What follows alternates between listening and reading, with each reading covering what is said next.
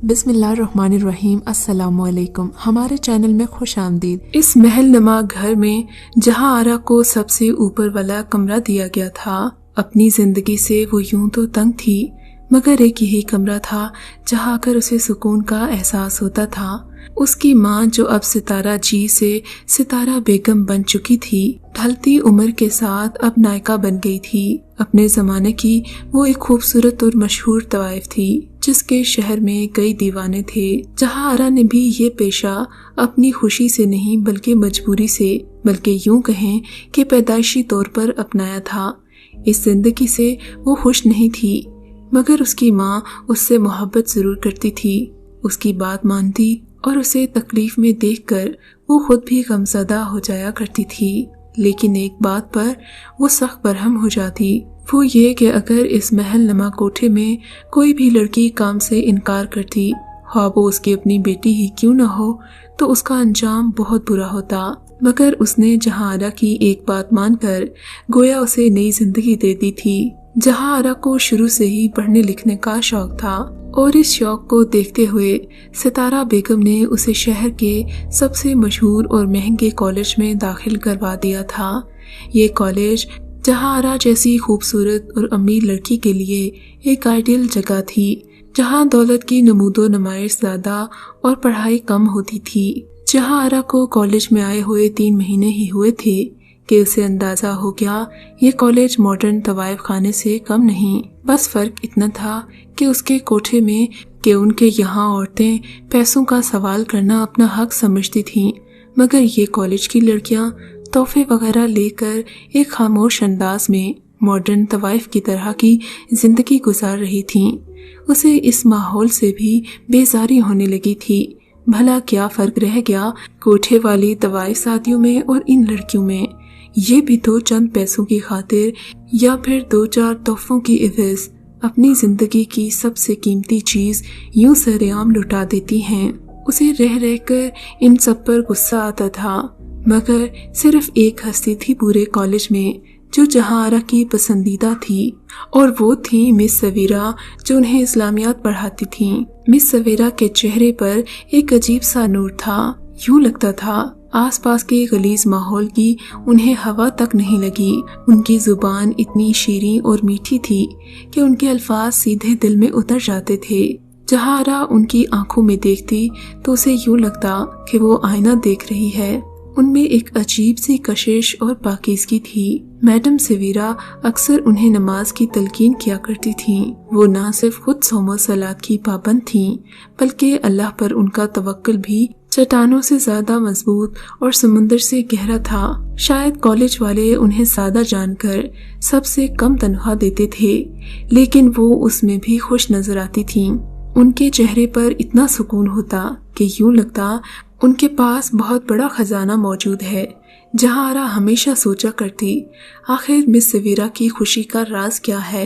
वो हमेशा खिलखिलाती रहती हैं, किसी से भी उलझती नहीं हैं, सब उनकी इज्जत करते हैं, और बाकी असातिज़ा की तो मुतनसिर साहब हर वक्त बेइज्जती करते रहते हैं। लेकिन मिस सवीरा मजाल है जो किसी ने आज तक उनसे बदतमीजी की हो। गर्ज ये कि मिस सवेरा की शख्सियत जहां आरा के लिए एक आइडियल पर्सनालिटी थी। वो ऐसी ही जिंदगी जीना चाहती थी, मगर फिर उसे सितारा बेगम की वो धमकी याद आ जाती, मेरी प्यारी बेटी, तुम मुझे अपनी जान से भी अजीज हो, मगर याद रखना अपनी जान से भी अजीज मुझे अपने इस कोठे की रौनक है, और तुम्हें एक दिन इस रौनक का हिस्सा बनना है। अगर तुमने कभी बगावत करने की कोशिश की तो मैं ये भूल जाऊंगी कि तुम मेरी औलाद हो, और तुम्हारा हशर भी बाकी तवाइफ ज़ातियों से मुख्तलिफ नहीं होगा। उसे समझ में नहीं आता था कि उसकी माँ इतनी जालिम क्यों है, क्यों अपनी बेटी को भी इस गंदगी की दलदल में धकेलना चाहती है। हालांकि माँ के दिल में तो एहसास होता है, और फिर सितारा बेगम खुद भी तो कोई खानदानी तवाइफ नहीं थी। तवाइफ का खानदान ही कहाँ होता है, वो तो मजबूरन तवाइफ बना दी जाती है, या फिर अपने ख्वाबों के पीछे भागते भागते एक गहरी खाई में गिर जाती है, जहाँ से निकलना मुमकिन नहीं होता। यूं तो कोठे पर हर किस्म के लोग आते थे, मगर एक संजीदा तबीयत का नौजवान अक्सर वहाँ पाया जाता, जो जहां आरा को दिल ही दिल में चाहता था। वो उसे खामोशी से देखता जाता और उसकी तारीफ करता जाता। कभी उसने कोई नाजायज फरमाइश नहीं की थी, लेकिन सितारा बेगम की पक्की उम्र के तजुर्बे ने उसे बता दिया था कि ये एक मोटी मछली है जिससे वो जहां आरा का सौदा करके अच्छी खासी रकम बटोर सकती है। और शायद यही वजह थी जब भी वो नौजवान आता, जहां आरा को किसी न किसी बहाने से सितारा बेगम उसके सामने बुला ही लेती और फिर उसकी खामोश निगाहें उसका ताक़ुब करती। जिंदगी में उसने अपनी माँ की जुबानी मर्दों के जितने किस्से कहानियां सुने थे, अब उसे मर्दों से नफरत हो चुकी थी। वो भी इस बात पर यकीन रखती थी कि पैसा ही तवाइफ का बाप, पैसा ही तवाइफ का शौहर और पैसा ही तवाइफ का खानदान होता है। प्यार मोहब्बत कुछ नहीं होता। ये सब अफसानवी दुनिया की बातें हैं। लेकिन न जाने क्यों सवेरा के बाद ये दूसरी शख्सियत थी जिसने उसे अपनी जानिब मुतवज्जे किया था। उसकी निगाहें उसे बेचैन कर देती थीं। जब वो उसे गहरी नजरों से देखता, उसे यूं लगता कि वक्त थम सा गया है और दिल में तमन्नाओं का परिंदा फिर से फड़फड़ाने लगता, जिसे उसकी माँ ने कब से सोने के पिंजरे में कैद कर रखा था, जिसके पैरों में नफरत की बेड़ियां थीं। माँ ने उसे नफरत करना ही तो सिखाया था। मर्द काबिले एतबार नहीं होते। एक तवाइफ को सिर्फ पैसे से काम रखना चाहिए। जितनी तुम्हारी उम्र है ना जहां आरा, उतना मेरा तजुर्बा है। यहाँ जो भी आता है महज दिल लगी के लिए आता है। अगर तुम किसी को अपने ख्वाबों में बसाओगी तो ऐसा जख्म खाओगी जो कभी भर नहीं पाएगा। एक मर्द के पीछे उम्र भर का रोग लगाने से बेहतर है कि सबसे पैसे लूटो और ऐश की जिंदगी गुजारो। एक तवाइफ की बेटी होकर भी जो उम्र भर अयाशी करती है, जिसके इशारों पर मर्द नाचते हैं, तुम्हें हर वक्त ये आम सी औरत बनने का शौक क्यों लगा रहता है? मगर अगले ही दिन जब सवेरा का लेक्चर सुनती, जब वो देखती कि इस्लाम में औरत का क्या मकाम है, तो उसकी रूह फिर से कांप जाती। अपनी माँ की बातें उसे गलत लगने लगती। वो जानती थी कि वो इस माहौल से कभी नहीं निकल पाएगी, मगर फिर भी न जाने क्यों एक उमंग सी थी। उस दिन उसका अपनी माँ से बहुत झगड़ा हुआ था। वो नौजवान जिसका वो नाम भी नहीं जानती थी, उनके दरमियान झगड़े की वजह बन चुका था। जहां आरा नहीं चाहती थी कि वो उस नौजवान के पास जाए और उसके लिए वक्ती तस्कीन का बायस बने, मगर उसकी माँ थी जिसे पैसों की चमक ने अंधा कर दिया था। इन्हीं सोचों में गुम वो अपने कमरे में लेटी हुई थी। बाहर हल्की हल्की हवा चल रही थी। कमरे में गहरी खामोशी के अलावा कुछ नहीं था। वो अपने आने वाले दिनों के बारे में सोच रही थी। क्या होगा उसका मुस्तकबिल? क्या वो भी एक दिन अपनी माँ की तरह बन जाएगी? क्या उसका कोई मुस्तकबिल नहीं? क्या जिंदगी भर वो कभी पाकीज़ा जिंदगी नहीं जिएगी? और क्या कॉलेज खत्म होते ही वो भी पैसे कमाने वाली एक मशीन बन जाएगी? मगर नहीं, मिस सवेरा तो कहती हैं, अगर इंसान अच्छाई का इरादा करे तो रास्ते खुद ब खुद खुलते हैं।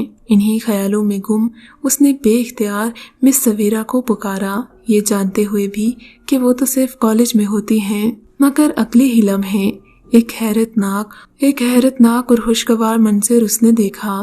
उसके सामने सोफे पर इंतहाई खूबसूरत नौजवान बैठा था, जिसके सिर्फ कपड़े नजर आ रहे थे और रंग इतना गोरा कि अंधेरे में भी मालूम होता कि उसके चेहरे पर हल्की हल्की दाढ़ी है। उसने अपने बेड का साइड लैंप ऑन किया और एकदम चौंक कर बैठ गई। आप यहाँ कैसे आ गए? ये तो वही था जिसकी खामोश निगाहें उसके वजूद का तवाफ करती थीं, जिसने उसे कभी कुछ ना कहकर भी जैसे उसके दिल को आंखों से ही पढ़ लिया था। वो कुछ ना कहकर भी बहुत कुछ कह जाता था। आप यहाँ कैसे? और ये आपके हाथ में मिस सवेरा की तस्वीर? उसने हैरत से नौजवान को देखते हुए कहा, जहां आरा, मेरा नाम सवेरा ही है।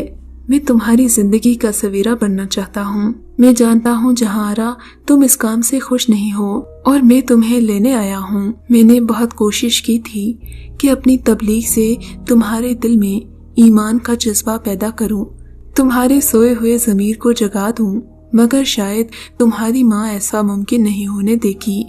मैं तुम्हें जो भी पढ़ाता हूँ, तुम्हारी माँ अगले ही दिन तुम्हें ऐसी बातें कहती है कि उन बातों का असर और बरकत तुम्हारे दिल से यूं निकल जाता है जैसे गर्म हवा का झोंका कहीं से गुजर जाए। میں تمہیں کہیں نہیں جانے دوں گا، تم میرے ساتھ میری دنیا میں چلو گی۔ یہ دنیا بہت گندی ہے جہاں آرا، اور تمہاری روح بہت پاکیزہ ہے۔ تم جانتی ہو میری روح نے تمہاری روح سے قرار کر لیا ہے، اب تم چاہو یا نہ چاہو میں تمہیں یہاں نہیں رہنے دے سکتا۔